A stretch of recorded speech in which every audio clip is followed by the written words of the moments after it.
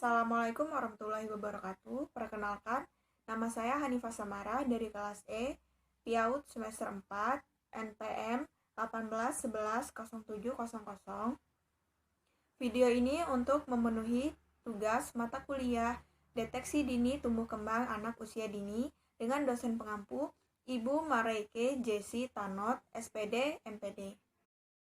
Di sini saya akan meresum dari setiap kelompok dan memberikan pendapat, kekurangan, dan kelebihan pada setiap kelompok.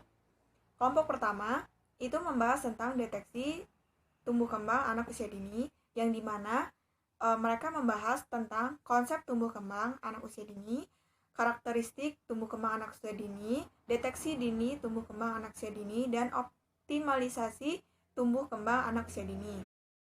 Yang A, konsep tumbuh kembang. Proses tumbuh kembang untuk anak usia dini adalah hal yang sangat penting. Menurut Watts, tumbuh kembang anak usia dini dipengaruhi oleh dua faktor, yaitu perawatan dan pengasuhan. Perawatan ini lebih mengacu kepada nutrisi atau gizi yang diberikan kepada anak usia dini. Sedangkan pengasuhan itu tersedianya lingkungan yang kondusif bagi psikologi anak usia dini. Yang B, karakteristik tumbuh kembang anak usia dini. Perkembangan memiliki tahap pencapaian dan karakteristik yang berbeda-beda pada setiap umurnya. Misalnya saja pada usia 0-1 tahun. Anak sudah bisa berlari, merangkak, duduk, serta berjalan pada usia tersebut.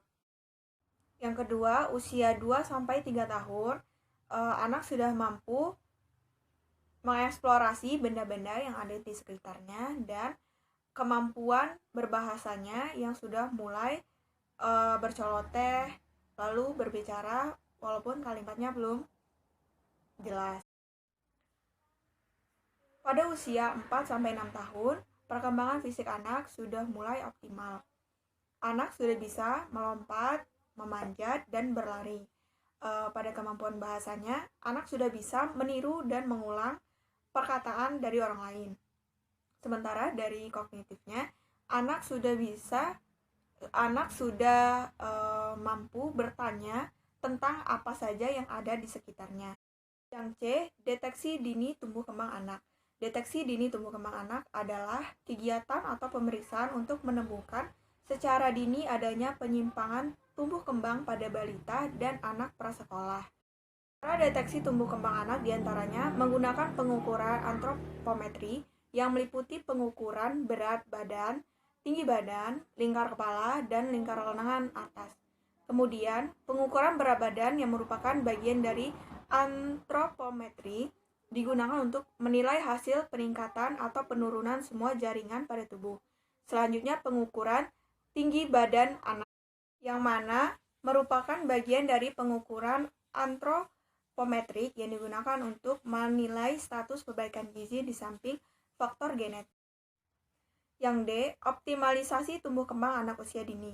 Optimalisasi tumbuh kembang anak usia dini sangatlah penting karena membantu meletakkan dasar ke arah perkembangan sikap, perilaku, pengetahuan, keterampilan, daya cipta yang ia perlukan untuk menyesuaikan diri dengan lingkungan dan untuk pertumbuhan serta perkembangan sosialnya.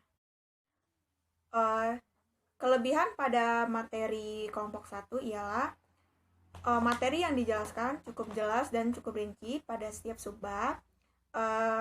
Kekurangannya, tidak dijelaskan apa pengaruh pada anak jika anak tersebut tidak melakukan deteksi dini, dan tidak dijelaskan jika tumbuh kembang anak tidak optimal itu anak akan menjadi seperti apa.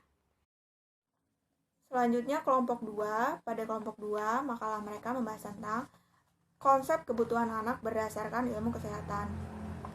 Di dalamnya mereka membahas tentang kebutuhan dasar anak untuk tumbuh kembang yang optimal, zat gizi yang dibutuhkan untuk pertumbuhan dan perkembangan, dan teori perkembangan pada anak. Yang A, kebutuhan dasar anak untuk tumbuh kembang yang optimal, itu di dalamnya ada asuh, ASI, dan asah. Yang pertama ada asuh. Asuh itu adalah kebutuhan fisik biologis yang di dalamnya ada sandang, pangan, dan papan. Pada ASI yaitu kebutuhan kasih sayang yang di dalamnya itu orang tua menjamin rasa aman pada anak, lalu menjamin tumbuh kembang fisik, mental, dan psikologis anak. Yang terakhir ada asah, di mana asah ini adalah kebutuhan stimulus. Anak harus distimulus sejak dini dengan kemampuan fisik, motorik, emosional, kognitif, bahasa, seni, moral, agama, dan lain-lain. Selanjutnya B, zat gizi yang dibutuhkan untuk perkembangan dan pertumbuhan. Pada bayi umur 0-1 tahun, mereka memerlukan yang utama adalah ASI, terus selanjutnya ada energi, protein, lemak, karbohidrat, dan vitamin dan mineral. Yang C ada teori perkembangan anak. Teori-teori perkembangan anak ini ada teori psikoanalisis, teori kognitif, teori perilaku dan belajar sosial, teori etologis, dan teori ekologis. Selanjutnya, kelebihan dan kekurangan pada materi kelompok 2. Kelebihan pada materi kelompok 2 ini, materi yang disampaikan jelas, apalagi pada bagian teori dan kebutuhan dasar-dasar anak. Kekurangannya itu kurang dijelaskan apa saja gizi yang dibutuhkan pada anak usia 1-6 tahun. Selanjutnya kelompok 3. Kelompok 3 membahas tentang perawatan ibu hamil, perkembangan janin dari 0 sampai lahir, dan tahap merawat bayi serta manfaat dari ASI. Perawatan ibu hamil dan perkembangan janin. Setidaknya ada 9 cara menjaga kesehatan ibu hamil dan janin. Yang pertama, mengkonsumsi makanan bergizi, minum vitamin prenatal, olahraga ringan, menghilangkan kebiasaan buruk, mendapatkan cukup cairan, tidur yang cukup, menghilangkan stres, dan menjaga berat badan. Selanjutnya ada faktor pertumbuhan dan perkembangan anak. Ada beberapa faktornya, yaitu faktor ibu, faktor janin, faktor plasenta, faktor pernafasan janin, sirkulasi darah janin, saluran pencernaan, saluran kemih, dan usia kehamilan. Yang B ada tahap merawat bayi dan manfaat ASI. Tahapan merawat bayi itu yang pertama ada pemberian ASI, selanjutnya ada memerhatikan pembuangan air besar dan buang air kecil pada bayi. Selanjutnya ada jam tidur bayi, kebersihan kulit bayi, perawatan tali pusar, keamanan bayi, pemijatan bayi, dan penjemuran bayi. Selanjutnya manfaat ASI. Manfaat ASI bagi bayi adalah sebagai nutrisi lengkap, sebagai antibodi alami, dan meningkatkan jalinan kasih sayang antara bayi dan ibu. Sementara manfaat ASI untuk ibu adalah mengurangi beban kerja ibu, menurunkan resiko kanker payudara, dan aspek psikologis. Kelebihan pada materi kelompok 3. Kelebihannya yaitu dijelaskan secara rinci per subbab pada materi kelompok 3. Kekurangannya itu kurangnya penjelasan dari berbagai ahli pada bidangnya serta atau teori yang mendukung materi tersebut. Selanjutnya kelompok 4. Kelompok 4 memiliki materi yang berjudul mengidentifikasi dan menguraikan deteksi dini perkembangan nilai agama, moral, sosial, emosional, kognitif, bahasa, fisik motorik, dan seni. Yang pertama ada aspek nilai agama dan moral. Indikatornya ada beberapa. Yang pertama, mulai meniru gerakan berdoa dan sembahyang sesuai agama masing-masing. Dan mulai memahami kapan mengucapkan salam. Selanjutnya ada perkembangan fisik motorik. Indikatornya yang pertama, berjalan sambil berjinjit, melompat, dan naik turun anak tangga. Yang ketiga ada perkembangan motorik halus. Indikatornya ada meremas kertas atau kain, menggunting kertas atau kain, dan melipat kertas atau kain. Selanjutnya, perkembangan sosial emosional, yaitu indikatornya memberikan salam, memberikan reaksi terhadap orang yang berbicara kepadanya, dan menyatakan perasaan. Selanjutnya ada perkembangan bahasa, indikatornya memainkan kosakata, hafal beberapa lagu anak, dan memahami perintah sederhana. Yang terakhir adalah perkembangan aspek seni, di mana indikatornya adalah mampu membedakan antar bunyi, tertarik dengan musik, dan tertarik dengan suatu karya seni. Kekurangan dan kelebihan pada materi kelompok 4 adalah kelebihannya, isi materinya itu sesuai dengan judul materi yang telah diberikan. Kekurangannya, tidak adanya penjelasan atau uraian pada setiap subbabnya, hanya menyebutkan beberapa indikatornya saja dan tidak ada teori yang mendukung materi tersebut.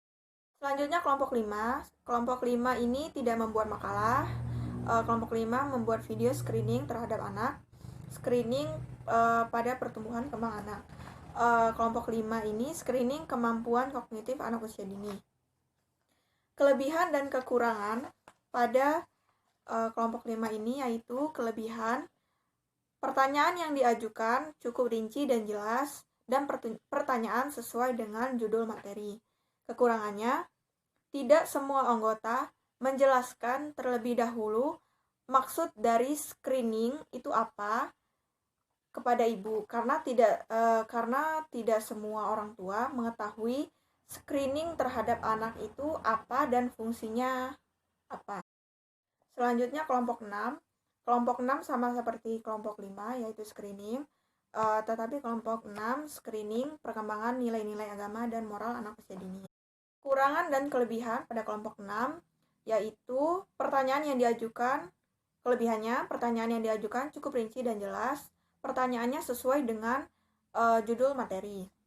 Kekurangannya, tidak semua anggota menjelaskan apa itu screening dan fungsi screening kepada narasumber atau ibu bayi, karena tidak semua orang tua mengetahui apa itu screening. Selanjutnya kelompok 7. Kelompok 7 membahas tentang proses kehamilan dan perkembangan janin. Yang pertama ada pengertian kehamilan.